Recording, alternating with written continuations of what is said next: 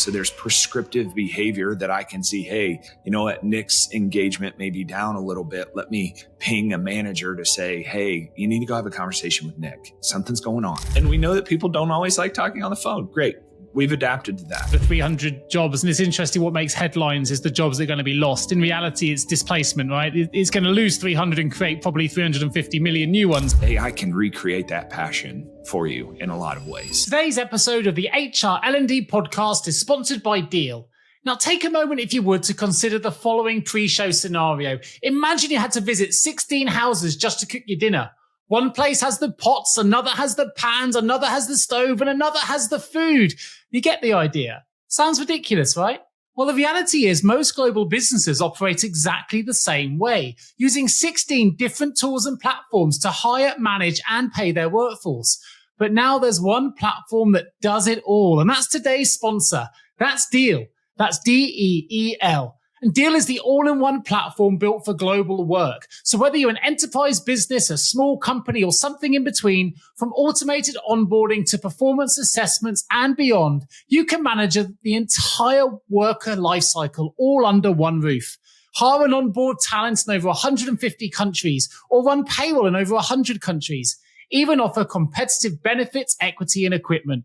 With Deal's industry-leading suite of HR tools, payroll solutions, and compliance services, you can scale globally with unmatched speed and expertise. So are you ready to transform your global HR system? If you are, click in the link in the show notes to book a demo with Deal today. That's DEEL. Welcome to the HR L&D Podcast, where we explore cutting-edge HR trends and best practices with top leaders who are shaping the future of work. Hello and welcome back to the HR L&D Podcast, your gateway to getting to the forefront of human resources, human capital management, and learning and development. Now, my name is Nick Day. I'm CEO at JGA Recruitment Group. We're a specialist HR recruiter. We do operate worldwide, USA, EMEA, and UK specifically. And in this episode, I'm really excited because we're bringing a bit of a visionary in the world of HR tech into the show today. Senior partner and UKG's HCM Advisory Group and Human Insights. We've got Chaz Fields on the show. Now, Chaz is a highly experienced HCM advisor, keynote speaker, and host of his own show, the People Purpose Podcast. So he's not new to this wonderful medium. And today he's going to be bringing us all a wealth of expertise in navigating the evolving dynamics of leadership and, of course, human capital management, which you may hear me refer to as HCM during the course of today's show. Because today we're going to delve into innovative strategies that are required to lead in this digital age. And what more importantly, we're going to be talking about the transformative impact technology can have on HR practices. I hope you're as excited as I am, so please do get ready for what's going to be a really insightful journey into the future of work, leadership, and of course, human capital management with one of industry's most respected voices. So, Chaz Fields, welcome to the HR L&D Podcast. How are you feeling? I'm good. I appreciate the introduction, Nick. You're not leaving me much room to fail, though. All right, you're not leaving me much room with an introduction like that to fail. So I really appreciate the time that we get to spend together here and just kind of talk through what's going on in your world, what's going on in my world, and how UKG is just making a massive difference in the HCM tech space. So thank you so much. My pleasure. Can't wait to get started. It sounds like, certainly from my research, you don't fail that often anyway. So I think we're on pretty safe ground. Let me start anyway with this first question. So I ask all of my guests, which is this: what do the words human resources mean to you? I tell you what, Nick, I've been in the corporate world for about 10 years, and it's evolved so much. And I know you probably know this, but to me, as I've worked and advised with people leaders and HR specifically over the last, 5 or 6 years, I would look at them as the problem solvers of people, collaborators, developers. It's no longer about let me come to you and get resources, although that is a component of the job. But we now have things like culture that we have to adapt to. We have to look at policies and compliance and making sure, as you know, we're recruiting and onboarding. Like there's historically what HR was, and now there's these these folks that do so much more and are actually a critical pillar of the business. And I think they're the collaborators and developers of people, both from the top down, inside out, bottom up. They are just, they're an impressive group of people that carry a lot of responsibility. Yeah, I couldn't agree more. A great place to start. I mean, there's so much plate spinning. Actually, I guess that's kind of why it makes sense to have so many HR solutions to solve those problems. Because without tech these days, I think it'd be pretty much impossible to have so many plates continually spinning in the air. They've got lots to think about. As you mentioned, a few things there from, as you're onboarding to talent management to diversity and inclusion to everything under the HR remit. So we're going to find out a lot more today about how HR tech can obviously support some of those things. But before we do, I wonder if we can give the listeners a bit of a glimpse into your journey, because you have become a renowned figure in human capital management. You're a podcast host. You're very much entrenched in the world of human insights. Tell us about some of the key moments and driving passions that have shaped your career path so far. Yeah, so it's an interesting story. I started in fiber optic construction and had a relatively successful career there out of college. I had a phenomenal mentor who's no longer with us named Ken Arundale, who was just an incredible human being. And he taught me kind of everything I knew. And the companies that I worked for, I learned a lot about business quickly. It wasn't until I was laid off in my first job out of college that I had this kind of reset moment where, wow, what do I really want to do? Like, do I want to be exposed to this? And do I want to stay in fiber optic construction? And the answer was no, Nick. The answer was no. I went back to college or to university, if you will, and got my master's degree in HR management. Spent some brief time at a competitor as an account man, and then got recruited over to Kronos at the time, which was Legacy K, if you will. Kronos and Ultimate Software merged about 4 years ago. And I started in services. I started in project management, which is what I was doing in fiber optic construction. And that then opened up some pretty incredible doors where I had some success in implementing. And then this job opened up and they said, hey, we think you could speak in front of people and we think you could help businesses because you've been doing that. And I said, oh, I would love to do that job. Right. And here I am 5 years later, 5 years later. Julie and I relaunched the Workforce Institute, which is our research arms podcast. I've traveled the world. I've done a lot of speaking and writing on behalf of UKG. I've spoken with thousands and thousands of customers and practitioners and how to better their business. And it's been a really fun journey, a lot of learning, a lot of miles, a lot of hotel stays, but I love what I do, Nick. It really is an incredible gig. Amazing. I'm looking forward to drawing some of that experience out of you then during the course of today's show. A couple of things that I quite like from that response. One is the fact that it came from being laid off. And often we find that's the biggest moment of growth in our lives is when we're faced with almost crisis, or another word, but it's those crossroads that we come across. We don't probably welcome them in the moment, but actually they lead us on a pathway to growth and to success and to wonderful things that have happened. The second thing that came to mind for me as a coaching concept is the idea that we often over-predict what we can achieve in 1 year and massively under-predict what we can do in, say, 5. And I'm sure it sounded to me then 5 years on in your journey, you seem to have achieved so much at UKG, so many, all over the world, thousands of customers, and you really are seen as a real luminary now in that space. I think it's a credit to that growth plan that you took on, and you obviously didn't shy away from it when that news was given and you were first laid off.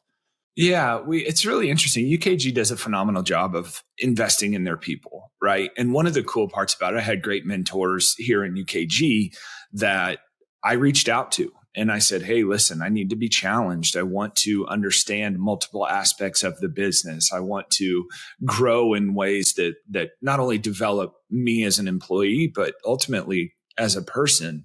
And, UKG is very different in that sense, where I have accessibility to the C-suite, right? Every employee. You email my friend and CEO, Chris Todd, it doesn't matter who you are, he's going to respond to your email, right? And that's just a very different approach in the way that we look at culture, the way that we look at learning and development, the way that we look at our people. Our people are people, and they're also workers, but they're people first, right? And that's our approach. And what's so special about how people have invested in me. It's now my privilege and honor to invest in others and make sure that they're achieving the path that they want to take. And more importantly, how can I help them grow? So I can't take the credit for everything. However, the bottom line is there's a lot of opportunity out there.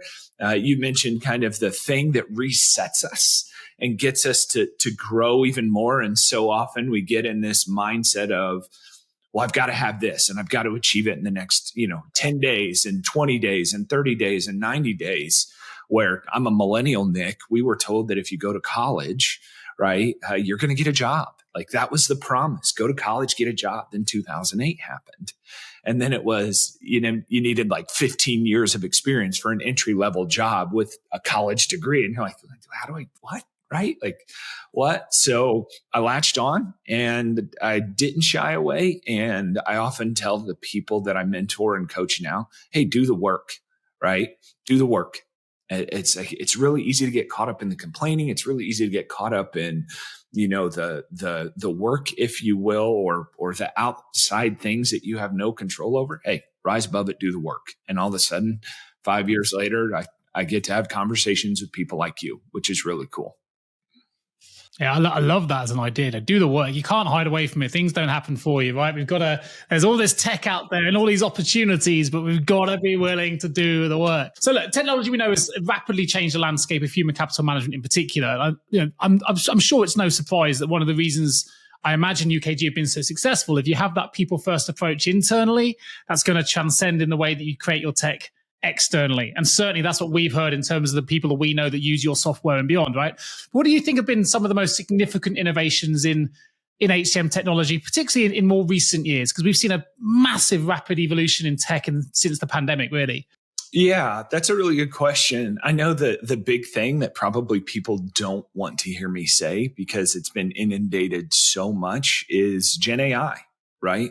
Gen AI, where we have this now prescriptive behavior, if you will, and people are terrified of the robots taking over and the World Economic Forum saying 300 million jobs will be lost. And it's kind of the same narrative from the economic side that we had, in the 2000 boom, right? It was computers are going to take over, and then we just redirected and started creating programmers, right? And opportunities around that. And I think it's the same thing with Gen AI. However, we have to take a kind of a step back and think about what's the approach to Gen AI? How are we going to optimize it within our business? How are we going to help our customers optimize it within our business? And what I find so interesting about this, Nick, is that UKG's been using artificial intelligence and machine learning since 2008. And then as Gen AI came out, we've been leveraging that internally to help guide and direct people within our product, right? So there's prescriptive behavior that I can see, hey, you know what, Nick's engagement may be down a little bit. Let me ping a manager to say, hey, you need to go have a conversation with Nick. Something's going on, right? I sat down with our chief people officer 2 days ago, and we had this discussion at our executive summit with some of our customers. And she said something that was so brilliant that it's like the information is there. It's up to us as leaders to go take that information and have the conversation. So Gen AI is one of the major contributors of that. I'll share this with you, Nick, that we did a study at the Workforce Institute about AI, and some of the stats from it, I have it pulled up. 78% of C-suite leaders say their organization is using AI today, right? Like this is not, we shouldn't be shocked about this. You use AI right now. We're using AI as we do this, and then what's I've got an AI transcriber following this conversation, right? So it's, I think people are sometimes, we need to educate ourselves a little bit more about what AI is doing and how it can help and lean into it a little bit more. I would also say from an HCM perspective is, making sure that we're able to know and take the ambiguity out of the work that we're doing, also backed by AI, but the front end stuff that you and I would look at as contributors to the organization. Hey, I know where I'm going to work, when I'm going to work, who I'm going to work with. And if I can't make it to work that day, that if I drop a shift, someone will pick it up without a manager or someone having to intervene. And I think that's really critical, right? We need workers. We need people to work. but we also need to support them in their life journey. And they need to be less stressed and feel less burned out than what they already do. So those are some of the things that I'm seeing. There's also some really cool things that are coming out when it comes to how people are being paid, how they're communicating with their organization. We have this great tool that we use that you can talk with people via text now, right? Nick, when's the last time you picked up the phone and called somebody? Right? Before in my career, I do it a lot, to be fair. I'm a recruiter, but I understand the premise. Right. So before you text them, and we know that people don't always like talking on the phone. Great. We've adapted to that. So there's, that's kind of the direction that we're heading is, hey, as long as we are investing in the people that we have, we're going to give them tools to invest in them to make better decisions. And at the end of the day, we don't expect everyone to be data scientists. But what I do expect is you to be able to look at a graph that says red, bad, green, good, yellow, make changes. Red, we really need to do some work. And it's simplifying that front end experience for people who just need a little bit of help and give some prescription to it. Yeah, no, I couldn't agree more. Interestingly, on the phone thing, I live on my phone because of the work that I do. But you ask my wife outside of work, I'm the last person that wants to call anyone. I'm like, I do this for a job. At the weekends, if we've got a problem, I need to speak to an electricity company, or that's for you to do. I don't want to get back on the phone. I'm done. I'll happily text. I'm the same way. Phone sits on my counter on the weekend, and it's like, hey, if you need something, just I'll get to it when I get to it. So. And there's a couple of things that I found quite interesting. You mentioned the World Economic Forum, the 300 jobs, and it's interesting what makes headlines is the jobs that are going to be lost. In reality, it's displacement, right? It's going to lose 300 and create probably 350 million new ones. So it's never as accurate as the headlines. And I think people forget, because often those that are, I guess, quite vocal about their dislike or their objection to AI, often those that are benefiting from it without realizing. In the world that we live in now, they're working remotely, they're utilizing the tools, but we have this association that AI is just a tool like ChatGPT. And of course, it's way more than that. What it does do is it creates opportunities for us to do more of the work we want to do more efficiently. And we're always, human nature has always strived for more efficiency since the dawn of time. And that's not going to change now. It just allows us to be more creative and do more of those things. Certainly in the world of recruitment, I'm loving AI because I can now spend more time on actually that human-centric bit, speaking to people on the phone, because I've got AI taking care of some of the stuff I used to hate doing. So I think that's the way to embrace it. Well, it's this idea that, the robots are taking over. Listen, I get it. We see it in the news. We see robots doing different things and potentially creating more efficiencies within environments like manufacturing, service and distribution, so on and so forth. Here's the reality is that we still need people to do things that are human centric, right? And we always say, well, we need a better culture, right? Well, great. Technology enables that better culture, but people also contribute to said culture. People contribute to the work that you and I, if we need to hop on the phone and have a conversation. But this idea that the robots are going to take over and everything is going to, just wither away and people aren't going to connect. In fact, it's enabling people to connect more, right? It's just another tool in your toolkit. But if I can sit down now and I don't have to worry about back-end tasks where I'm sitting in front of a computer and I am not talking with the people who I need to be talking to make sure that they're okay, they're doing a good job. Quality is where it needs to be. We're being efficient and effective and productivity is high and people are thriving at work and they're finding fulfillment. Can't do that necessarily behind a computer screen. Right?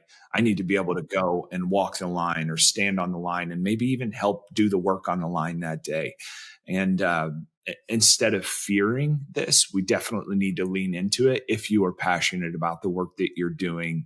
Not just if you're passionate, but AI can recreate that passion for you in a lot of ways. Yeah, I agree. I know something that we need then in order to navigate this effectively is strong leadership. I know you're very passionate about workplace excellence, about managing change. So with that in mind, what do you think leaders need to possess to successfully navigate what is a real significant period of change at the moment, to be able to handle AI and this new world of working and all the different things that go with it? Yeah. So it all is based on the premise of trust, Nick. And my friend Jessica Kriegel had actually shared, I was listening to her do a talk, and there's this thing called the Francis Fry trust triangle, which is, accountability, empathy, and logic, right?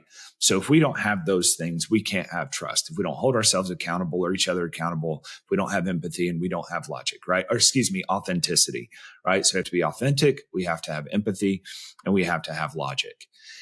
And I think that's a really good framework to build trust, right? Then what we do with that trust is kind of up to us, right? And if I gain your trust, but I decide to only do things that benefit me, it's kind of shaky ground, right? That's really shaky ground. So for leaders, we definitely, number one, have to be more empathetic. It's not to say that we shouldn't get the work done. At the end of the day, we're a business. We have to get the work done, right? We have to, going back to our original statement, do the work, right?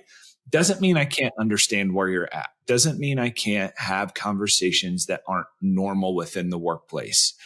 I give this talk often when I'm talking to leadership groups that talk about the power of shared experience. Nick, you've experienced pain. You've experienced humility. You've experienced fear. You've probably experienced anxiety, whatever it is.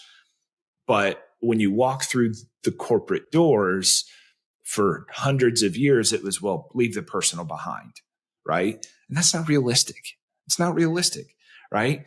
And I think about my family when I'm traveling for work, and I think about the bills that I have to pay. And, if something goes wrong, I have to go and fix it. So we have to make sure that leaders can recognize what some of those symptoms are. Some of it's emotional intelligence. Some of it's just being a decent human being, right?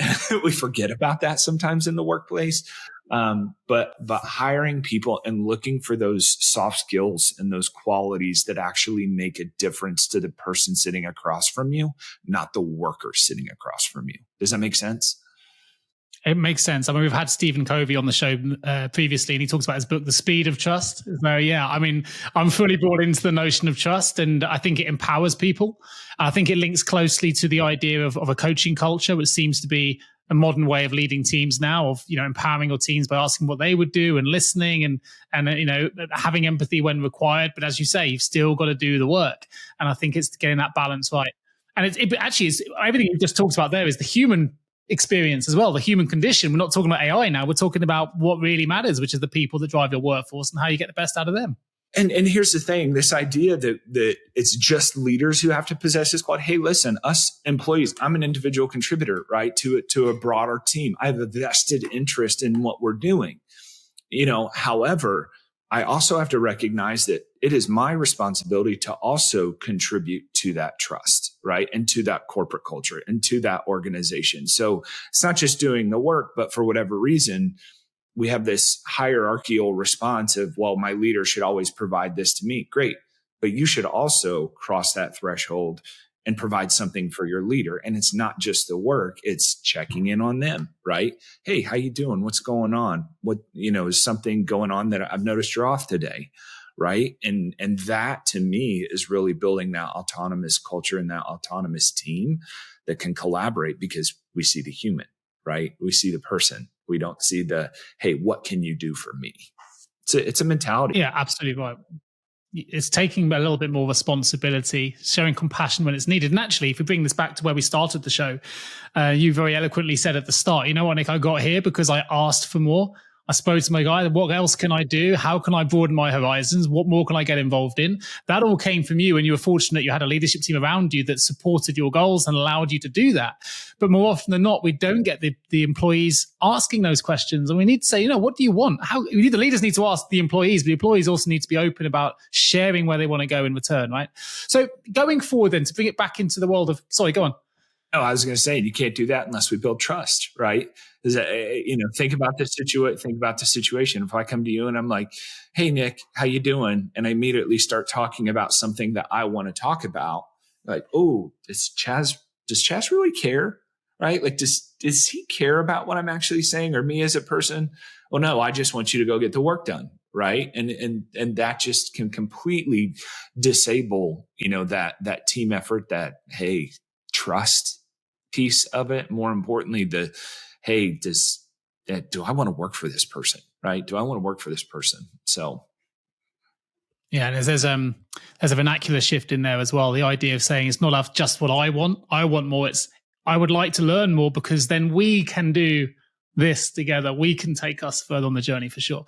So with the HR technology evolving very fast over the last couple of years, where do you see it evolving in the next decade? And we know AI, obviously, we're going to be immersing ourselves more in the world of AI and utilizing that tech. But what do you see as some of the challenges that are going to be impacting the HR space, which tech's going to need to start considering now so it's ready for when that future comes? Hello, HR and people leaders. Are you exhausted of the war for talent cliche? The problem is when we hear a cliche, it usually exists for a reason. However, we think it's time for a fresh approach to the talent crisis. That's because at JGA Recruitment, we understand the real challenges you face in sourcing phenomenal HR and people candidates. And guess what? We think we have the solution. Our team is on a mission to revolutionize your hiring process. That's because we're not just recruiters. We're strategic partners dedicated to finding HR and people professionals who align perfectly with your company's vision and goals. So let's break the cycle of frustration together. Partner your talent acquisition strategies with JGA Recruitment and experience the difference in service, excellence, and results. No longer do you need to suffer the costs associated with a poor hire, because with over 100 five-star Google reviews and already trusted by many of the world's leading brands, why don't you take action today? Contact us at jgarecruitment.com to discover how we can help transform your HR and people teams. And here's a bonus. When you visit us, you can sign up for our weekly HR newsletter that's packed with invaluable industry insights and more. Let's revolutionize your HR talent acquisition strategies together and make the war for talent a cry from the past. Visit jjrecruitment.com to find out more. Yeah, it's really interesting. I just spent some time up in the Northeast, and we talked a lot about, it was up in Cambridge, and I was listening to some really esteemed professors up there. And what's so interesting is it's not necessarily about the development of tech as it is our ability to think about and accept the way we look at change, right? Technology is going to continue to evolve. In fact, what we learned from these esteemed professors is that change will actually never slow down, right? It'll never slow down ever again because of artificial intelligence, machine learning, Gen AI. So it's like, hey, 2.0 is out, you've mastered 2.0, 3.0 is out, 4.0 is in beta, 5.0 is being developed, right? And as we think about the way that technology is evolving so quickly, I don't know that we can get a rein or even predict what that's going to be like. But what I can predict is how we look at how we view change and how we teach people to react and respond to change, right? We have this idea that, generally speaking, that we like convenient change, but everyone else doesn't really like change at all. I always ask the question, Nick, when I'm talking to some folks about change, hey, how many of you love change, right? You get the full hand raisers, right? Which is usually like one or two people. The rest of the room has their hands down except like one or two people who have the half hand, right? And I'm like, half handers, put your hands down. You like convenient change. You don't like change. You like convenient change.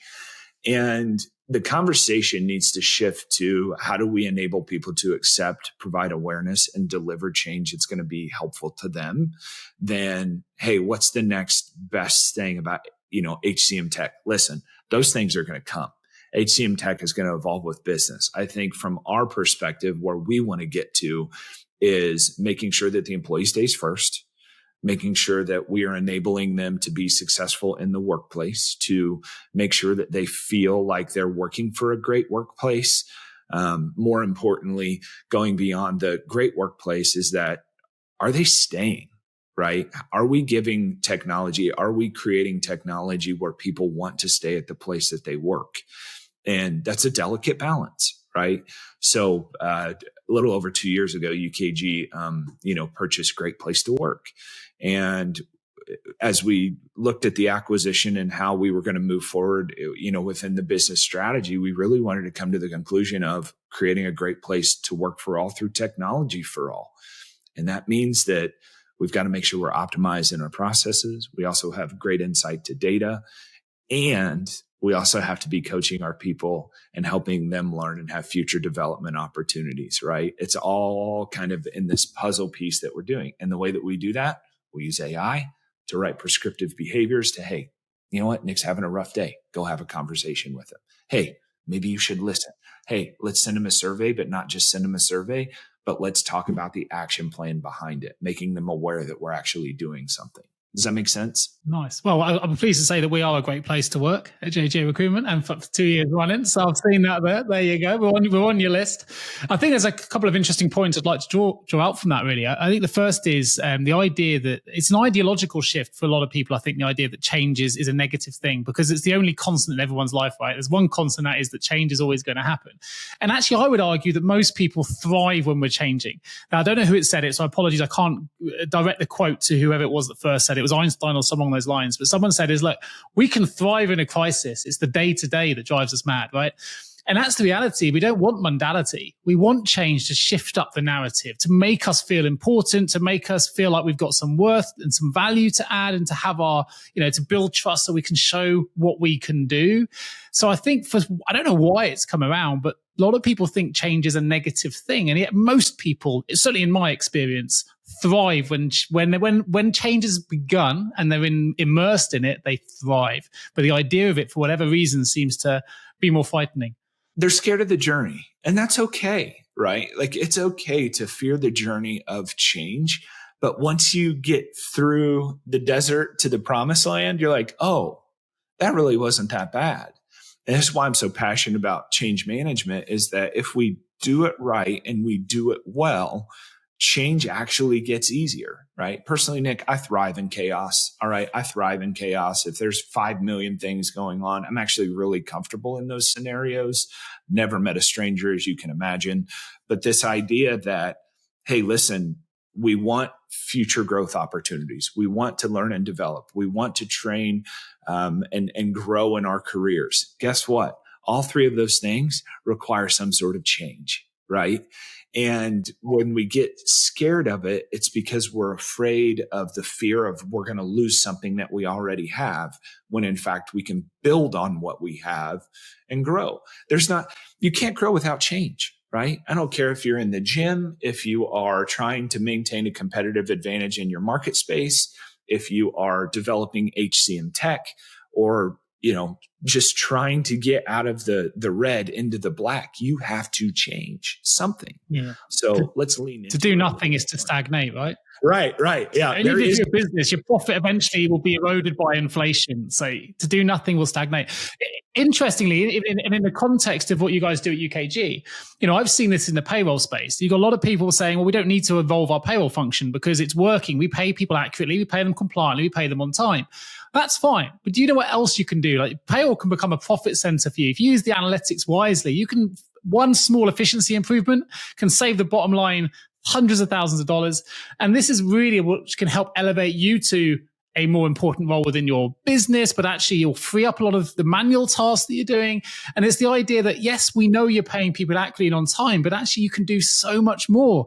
And we can still do those things too, but we can also add and layer the different things and then really improve the employee experience. And then suddenly payroll is having an impact on talent attraction, talent retention, and loads of other metrics besides. And I think that's, for me, a really interesting case study of saying, I know it works, but you can do so much more. Payroll is one of the major contributors to company culture, and they don't even realize it. In fact, there's really only 2 areas or pillars of business that interact, and finger quotes, interact with every individual within that organization. HR is one of them, and payroll is one of them. Right. So we, I did a panel for Payroll Org, which is formerly the American Payroll Association, now Payroll Org, because they're going global. They went through a massive rebrand. And I was literally chatting to them earlier today. I had a conversation with Nathan at Payroll Org for an hour today. Yeah, I think I'm speaking at their big conference in the summer. But, the idea of, well, we're payroll and we only want to do our checklist. These folks really want learning and growing opportunities too. I often make the joke that payroll didn't, there's no university for payroll, right? You go as an accountant, you go CPA, whatever it is, right? Or someone gets trained into payroll. But we often look at payroll, or organizations look at payroll short-sighted and say, well, you just process and you pay people. No. What we know based on our research at the Workforce Institute is that if a paycheck is wrong twice, there is a 49% chance, I like to round up, Nick, a 50% chance that person's going to leave your organization. So your paycheck is wrong twice. I am flipping a coin to determine, is this person going to stay? Well, I don't want to mess up Nick's payroll because Nick's a great employee, right? Guess what? Great employees have essentially a better opportunity to go work at other places because they're a great employee, right? So if I lose Nick, I am now in this battle with HR to backfill, right? In Nick's position. Hey, we got to figure out how to get Nick paid accurately. In all reality, payroll is one of the major contributors to company culture, because if your pay is wrong, like, you want to go back to trust? You want to go back to cognitive trust? You have eliminated cognitive trust because now Nick doesn't trust the company to pay him correctly for the work that he does, which creates that intrinsic value of what he's delivering for the organization, right? So we got to kind of take a step back and rethink how payroll is viewed in the organization, because guess what? They are a phenomenal group of people that can actually help your organization thrive in a completely different way. Yeah, couldn't agree more. And actually, we've talked then about the fear of losing staff, but with intuitive payroll systems now, which like UKG, right, you've got pay on demand. Now, if one organization offers that and one doesn't, where are you going to go? But it goes beyond that as well. And the idea of the employee experience piece, where now payroll starting to play a role in financial wellness, is in the way that we save for our futures, the way that we educate on what our pay slip or our pay stub actually means. And there's a whole host of other things that's not about losing staff. That's about improving the level of engagement we have with our existing staff, so they feel like they're fully invested in an organization. So I think it's twofold. I think the example you gave is absolutely fantastic. And that 50% number, it should be listened to. It's an important one. Well, and payroll also is a great, and I get, like, oftentimes when I'm advising internally with, not at UKG, but internal with various companies, is payroll can see where the operational inefficiencies lie, right? If you have a good HCM tech solution, you can actually see where things drop off, right? So, someone didn't approve the PTO request in time. Hey, benefit deductions weren't put in appropriately, right? Like, they have exposure to the entire process, where society has looked at payroll to say, no, you just do your job and make sure my people get paid.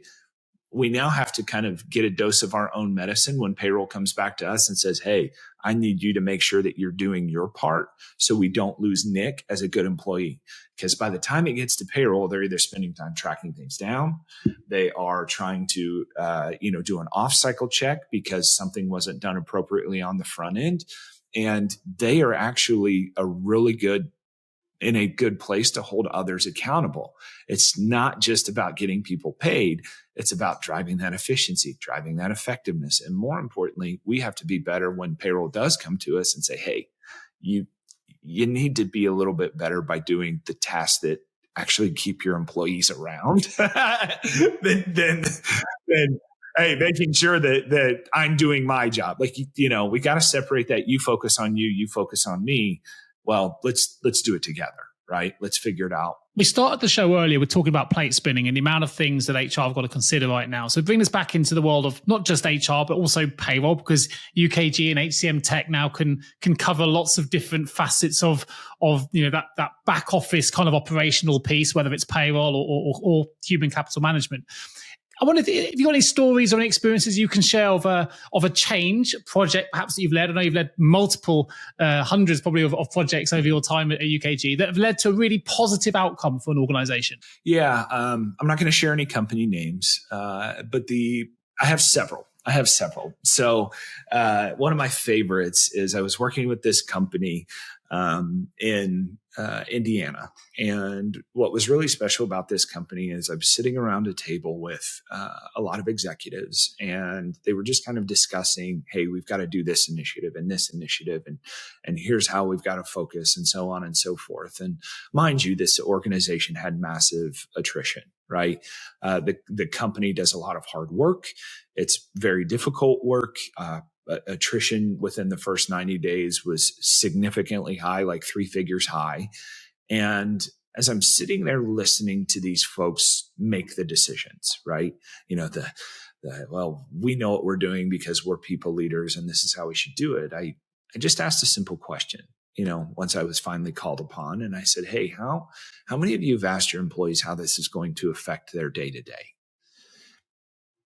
And it was that quiet, Nick. And I thought, okay. It was like that mic drop moment, right? It was like, hey, yep, boom. You want to know why? And it turns out, once they started asking their employees what they needed to be successful, the fear that this company was experiencing was, well, we're afraid that they're going to ask or unionize or ask for significantly higher pay, right? When in fact, it really wasn't that. It was just certain tools. It was certain, hey, I need to show up 15 minutes later because I want to drop my kid off at school. I have to, right? Things like that HCM Tech actually enabled them to be a little bit more flexible in the way that they schedule and the way that they pay. And by the way, HR still had visibility into the entire process. And all of a sudden, engagement rose. And then productivity rose. And then people started enjoying their jobs more. And then guess what? All of a sudden, we saw the impact on the bottom line, and it was saving them money, but it was also increasing their profits because overtime went down, right? So that's one. I have another one that we were dealing with in Oklahoma that this was more down the change management track. And, the person I was working with across from me, their project manager was absolutely phenomenal in doing their part as they were implementing the system. But one of the things that I thought, and listen, HR Tech does its job. Okay. Right. The cool part about our partner for life is our tech's going to do the job. We want a partnership. We want you to work on your side. We want to work on our side. We want to work together to drive business results. But if we don't have these conversations, we can't do that. Right. And sometimes we forget that we both play a part in this. And what I found so spectacular with the individual that I was working with is we started getting into the change management side. And I said, hey, listen, doing a great job implementing the product. It's going to be great. You see the efficiencies it's going to drive. But at the end of the day, if our employees don't use it and our managers aren't trained appropriately and we don't let them know who to go to, when to go to that individual based on the questions, something as simple as a RACI doc, we're going to have a really hard time getting people adopted to the system. We have to do this right the first time. And we sat down and we put a plan together on how they were going to communicate to their employees, how employees could accept the change. Because oftentimes we have to hear things 3 and 4 times before we get to where we need to be. And we got feedback on, hey, this was almost annoying because of how much you communicated. And what I love about annoying communication, Nick, is it means you got it, right? Like it's frustrating. It's unbelievably frustrating sometimes, right? Like the reply all on your email thread, right? It's like, oh, here comes another one. But it means you got it, right? It means you got it. It means you read it. And that frustration actually builds into the sense of an awareness. And that ultimately led to success. In fact, the first day that they went live, there was only 2 individuals who were actually on vacation during the time the trainings were going on, but only 2 people who missed their first punch, and they caught it on the first day they trained them, which means on that first paycheck, they were 100% accurate. But the only way that we do something like that is by managing change effectively. And it was a really special moment. It was one of those feather in the hat moments for me, because as awful as over communicating is sometimes, it was a really successful implementation for these folks. And I actually just saw them 2 weeks ago, and they said they're absolutely thriving and still love what we're doing with them. So that was a really cool moment. Yeah. What comes to mind with that example is a book called The Inner Game of Tennis by Tim Galloway, I think. And he talks about performance, which is potential minus the noise. But what you've done there is you've allowed the noise to have a space, which raises awareness, which means you get rid of that noise. You can absolutely maximize the potential and therefore the performance. So yeah, I get it, right? You can't solve a problem if you don't know what it is. Right. If you want to be less annoyed, read the email and do what it says. right? And guess what? Magically, those emails disappear, right? Those notifications and so on and so forth, right? But going back to where we started, do the work, pay attention to the work, right? I don't think anybody sits behind their email and says, I want to send this, so they do nothing, right? Maybe that happens a little bit, but no, you and I, when we set this up, it was like, we want to do this, right? So we collaborated. And then guess what? We may not see another email from each other for 6 months, but when I send one, I know that you're going to respond. There we go. Boom. Yeah, it's a great example. And I know you are someone who does the work. You do a lot of work, because not just do you manage your own role, but you also run your own podcast. It's called the People Purpose Podcast. And it does have a synergistic vision with UKG's mission, right? Which is to emphasize the pivotal role that people have in creating exceptional workplaces through HR, through payroll, which we've discussed today, and of course, workforce management, as well as other things such as cultural technology. I wonder if you could tell listeners a little bit more both about your show and of course, a bit about how that links to the work that UKG do as well. Yeah, really special. So, I have a co-host. Her name's Julie Devlin. She's phenomenal. When we went and decided to essentially take over the podcast, we pitched it to say, hey, listen, we want to create a show that are two friends sitting down talking about work, right? And it's grown exponentially. But what makes our show really special is that Julie and I, because we travel and speak to so many audiences and are working in an advisory capacity, we have 80,000 customers that we can talk to, but also potential customers that we talk to hear the need. What we often try and do is to take that information and then come back and provide 2 to 3 better practices at the end of the show, right? So 2 friends sitting down. Years ago, Julie and I gave a keynote talk for HR.com that had 30,000 people, right? And it was awesome, right? It was like, it was prime time and people were like, sounds like 2 friends just sitting down. It wasn't your formal, like stuffy presentation. It was just she and I sharing our feelings about things and what we've seen work and what doesn't work. And all of a sudden it was like, hey, you want to do a podcast together? I think it'd be really cool. And then we had some really, we've had a lot of help internally to make this thing go, from our social team to our PR team to the Workforce Institute to our people leaders, and our chief marketing officer, Jody Kaminsky.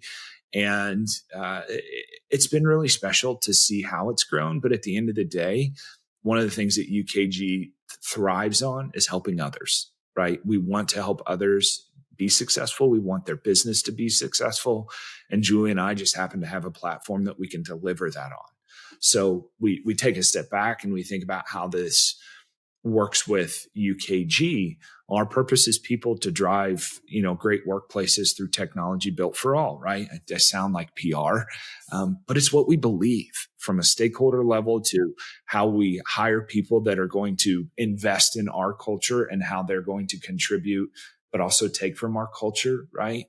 And at the end of the day, when Julie and I sit down and we plan out this episode, because we have UKG behind us and our care, if you will, and the way that we approach business and the way that we approach people, it really does go hand in hand, right? Very seldom do we actually talk about the technology, although that's very important. But hey, you know what, Nick? How do you struggle? And I'm not asking you this, but conversations like Julie and I have, hey, where do you struggle with this? Where have you seen struggle with this? And how did you overcome that struggle? And how did you get employees bought in? And how did that make a difference in the long term? And sometimes it's good reminders. And then other times we've had people come back to us and say, I've never thought about it that way. I'm going to take this and go use it for my organization today.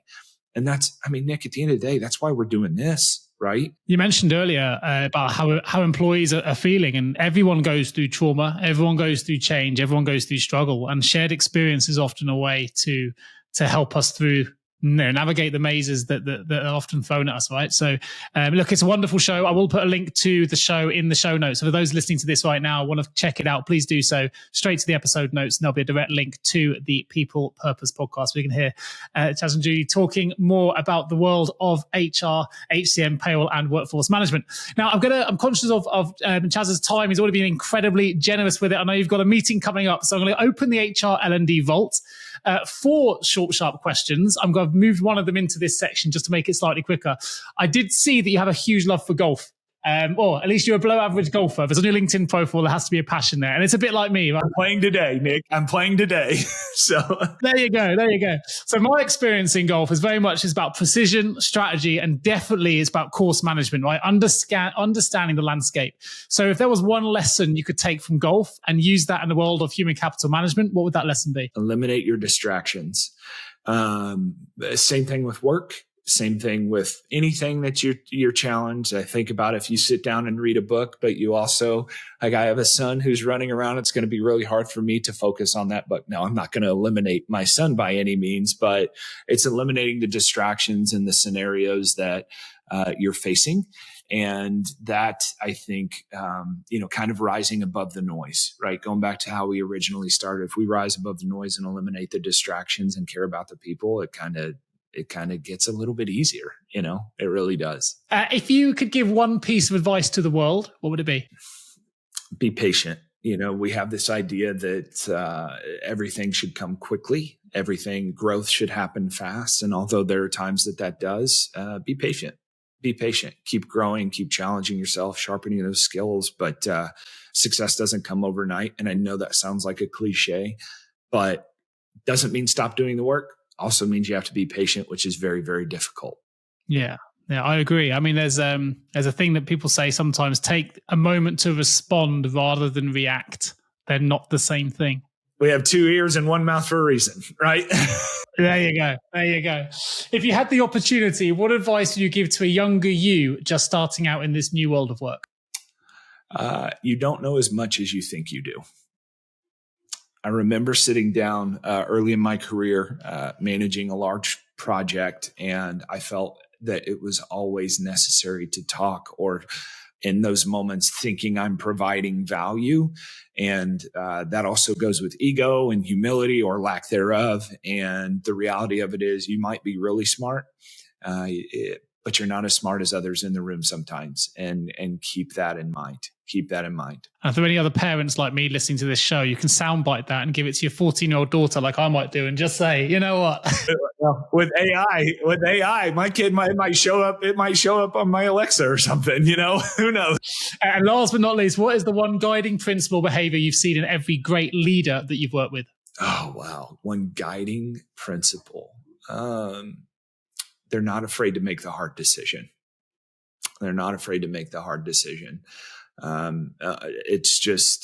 It's a quality, in my opinion. And people say, well, that could potentially hurt others. And it's not personal. It's not personal whatsoever. I don't think that's the case. I think it's a necessity. We make hard decisions all the time in our life, and it's no different just because we're at work, just because we're at the grocery store, just because we're, wherever. I think that it's a hard quality to master, but not being afraid to make the hard decision. Yeah, nice.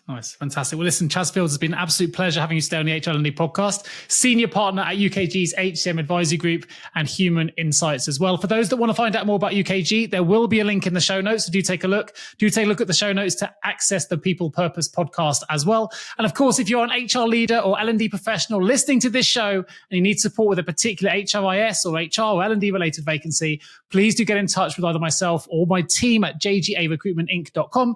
We would love to show what our recruitment experience can feel like. And of course, if you love the show, remember to subscribe to it, where you can follow us on Twitter, HR L&D Podcast, or follow us on YouTube for the live interviews as well. Just leaves me to say one more huge thank you to Chas Fields for joining me today. I look forward to bringing the next episode of the HR L&D Podcast real soon. Chas, thank you. Today's episode of the HR L&D podcast is sponsored by Deal, the all-in-one global people platform that simplifies how you manage the entire global team lifecycle. From contractors, direct employees, EOR, and more, you can manage them all in one place with Deal. Hire and onboard talent in over 150 countries in minutes, or run payroll in over 100 countries with just one click. Offer competitive benefits, equipment, and equity from a single dashboard. Even customize career roadmaps, performance assessments, and more for your team through Deal's suite of AI-powered learning and development tools. So no matter your global business goals, Deal's team of over 200 legal experts keeps you compliant with local laws every step of the way. So whether you're an enterprise business, a small company, or something in between, Deal is built to meet your unique global HR needs. Ready to transform your global HR? Click the link in the show notes to book a demo with Deal today. That's DEEL.